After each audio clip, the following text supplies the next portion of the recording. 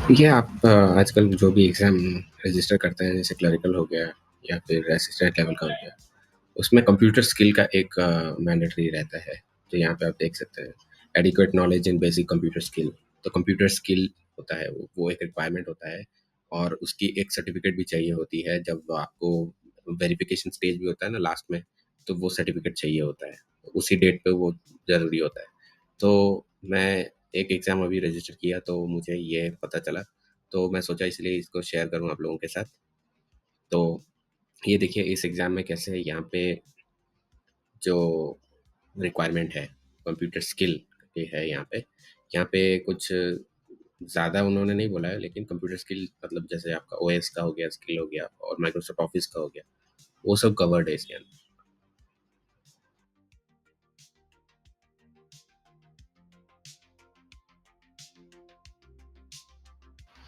जिन्होंने computer science पढ़ा हो या फिर जो अभी नए-नए क्लास 10, 11, 12 से पास आउट भी किए हुए हों, तो बहुत सारे लोगों का कंप्यूटर का फॉर्मल होता है।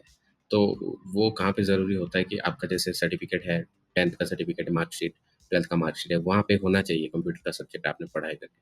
तब वो डिग्री वहाँ पे काम में आ जाएगा, आइदर 10th का और 12th का। या फिर आप कंप्यूटर साइंस है, आप बीसीए है, एमसीए है, तो उसमें या एमएससी आईटी है, ये सब सब्जेक्ट्स जो है कंप्यूटर वाले कंप्यूटर साइंस वाले, बीटेक सीएसई, बीटेक आईटी, ये आप लोगों का तो है ही बाय डिफ़ॉल्ट है आपका, तो कोई ज़रूरत नहीं है मतलब आप डायरेक्ट ही उसको वो कर सकते हैं। तो प्रॉब्लम एक्चुअली तब आएगा जब आप किसी और फ़ील्ड से हैं, जैसे आप कहीं डिज़ाइन से हैं, आप बीटेक मैकेनिकल इंजीनियरिंग से हैं, इलेक्ट्रिकल इंजीनियरिंग से हैं, तो वहाँ पे भी हम लोग कुछ-कुछ पढ़ते हैं। तो अभी हम देखेंगे कि उस सिचुएशन में आपको क्या कर सकते हैं आप।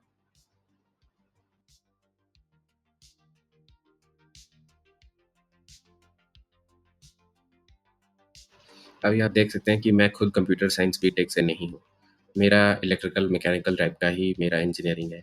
लेकिन मेरे यूनिवर्सिटी के मार्कशीट में आप देख सकते हैं कि भले ही हमने सी प्रोग्रामिंग और ये तो सब सारे ब्रांचेस पढ़ते हैं।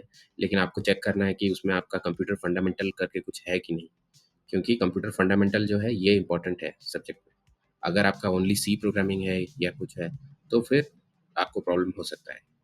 तो यहाँ पे ये आप देख सकते हैं, आप अपने मार्कशीट्स को चेक कर सकते हैं। अगर आप आउट ऑफ सीएस हैं, तो आपको पता चल जाएगा कि आपका ये डिग्री और ये जो टाइटल मतलब डिग्री है और जो यूनिवर्सिटी कॉलेज है, वो एक्सेप्टेबल है कि नहीं इस क्लोज़ के अंदर।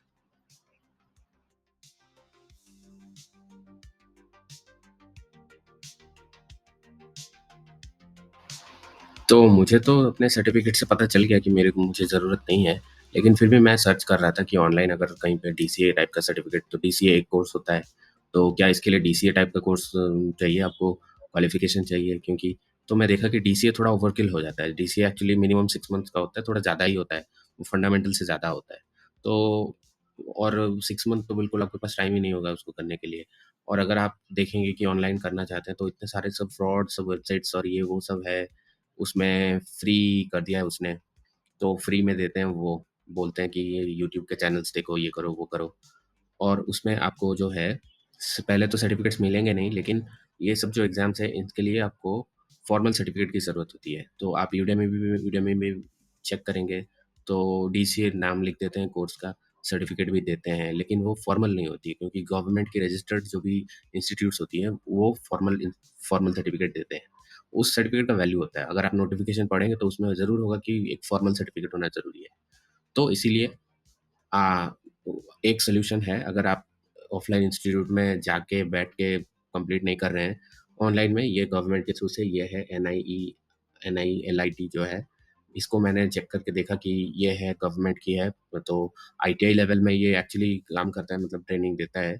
तो लेकिन आप उसमें रजिस्टर कर सकते हैं मतलब एग्ज़ाम के लिए और ये कुछ 400 या 500 फीस पड़ता है इसका और इनका साल में एग्ज़ाम का कैलेंडर है। तो ये अगर आप करेंगे, तो आपको एक बेसिक कंप्यूटर लेवल का ये आपको हो जाएगा। इसमें बस एग्ज़ाम आपका जो है वो एक मतलब ऑथेंटिक एनवायरनमेंट में आपको देना पड़ेगा, लेकिन पढ़ाई आप अपने सेल्फ पेस में कर सकते हैं। तो अगर आप किसी और फ़ील्ड से हैं, जब जो कि आपके पास सर्टिफ़िकेट है नहीं और ये चाहिए, तो ये बहुत अच्छा ऑप्शन है उसके लिए।